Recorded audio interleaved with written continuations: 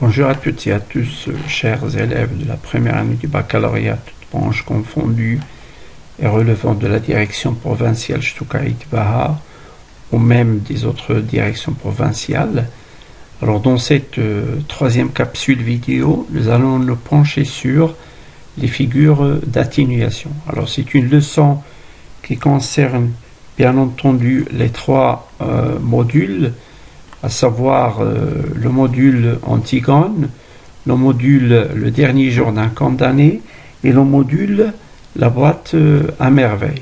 Alors l'objectif étant de savoir repérer ces figures d'atténuation dans un extrait et aussi de savoir utiliser ces figures-là pour améliorer son style. Alors on commence par une définition.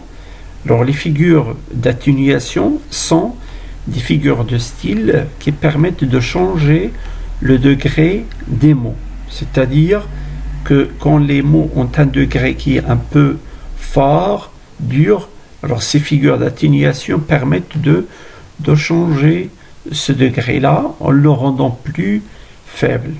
Alors c'est-à-dire qu'ils permettent d'atténuer l'expression. Elles servent donc à créer les effets opposés des figures d'amplification. C'est-à-dire que les figures d'atténuation sont opposées aux figures d'amplification. Alors ces dernières permettent ou bien servent à durcir, à aggraver, alors que les figures d'atténuation permettent d'adoucir, d'atténuer et d'assouplir le degré des mots, alors en réduisant la force de certains mots ou de certaines expressions. Bien sûr, alors les figures d'atténuation sont au nombre de deux. Alors la première, c'est l'euphémisme, qui sert à employer une expression plus faible que par le sens, c'est-à-dire il est plus faible par son sens que l'expression exacte. Alors il existe des euphémismes lexicaux et des euphémismes périphrastiques. Un euphémisme lexical, c'est-à-dire remplacer un mot par un autre mot, et un euphémisme périphrastique, c'est-à-dire remplacer une expression ou un ensemble de mots par un autre ensemble de mots.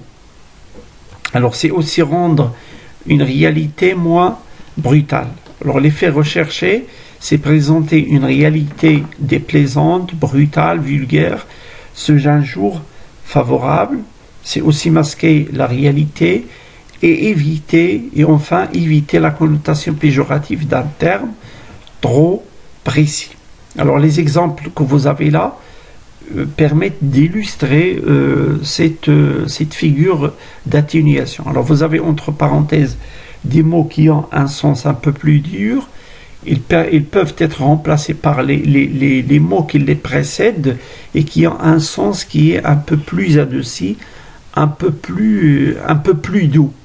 Alors par exemple, chatouiller les côtes au lieu de rosser, les malentendants au lieu des sourds, les verticalement différents au lieu des nains, mourir, plutôt s'éteindre au lieu de mourir, traiter un objectif, c'est-à-dire un objectif militaire au lieu de bombarder, lisser les objets ou bien les effectifs au lieu de licencier, les personnes âgées, le troisième âge, les anciens, les seniors au lieu des vieux, les pays en voie de développement au lieu des pays se développer, les économiquement faibles au lieu des pauvres, d'accord? Donc là, les mots que vous avez entre parenthèses ont un sens un peu plus dur, un peu plus choquant. On peut les remplacer par ceux qui les précèdent, qui ont un sens un peu plus assoupli. La deuxième figure d'atténuation, c'est la litote, qui permet de dire le moins pour exprimer le plus. Alors il est toujours construit à l'aide d'une négation, mais ce n'est pas une antiphrase ou un euphémisme. Alors l'effet recherché, alors c'est atténuer en apparence le propos. il est différente de l'euphémisme et il peut parfois recourir à l'ironie. Vous avez les exemples. Alors je ne te hais point, c'est-à-dire je t'aime. Je ne suis pas très content, c'est-à-dire je suis en quelque sorte en colère. Ce n'est pas mal, ça ne sent pas la rose, c'est-à-dire c'est pas bien. Ne pas se le faire deux fois. Ce n'est pas pour demain, c'est-à-dire ça va tarder. Ce n'est pas l'idéal, ça veut dire que c'est mauvais. Ce n'est pas rigolo. Je ne suis pas mécontent de ton travail, pour dire que ton travail me plaît.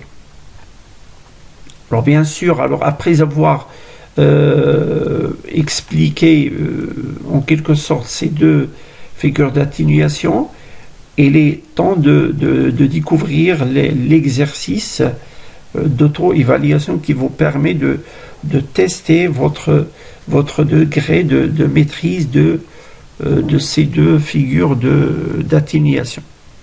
Alors l'exercice ou bien la consigne, alors c'est d'essayer de préciser la figure de style ou bien d'atténuation exprimée dans chaque énoncé. Vous avez 11 énoncés.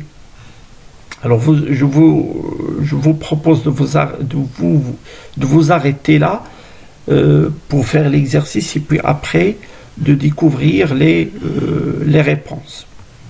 Alors merci pour votre attention et à la prochaine capsule.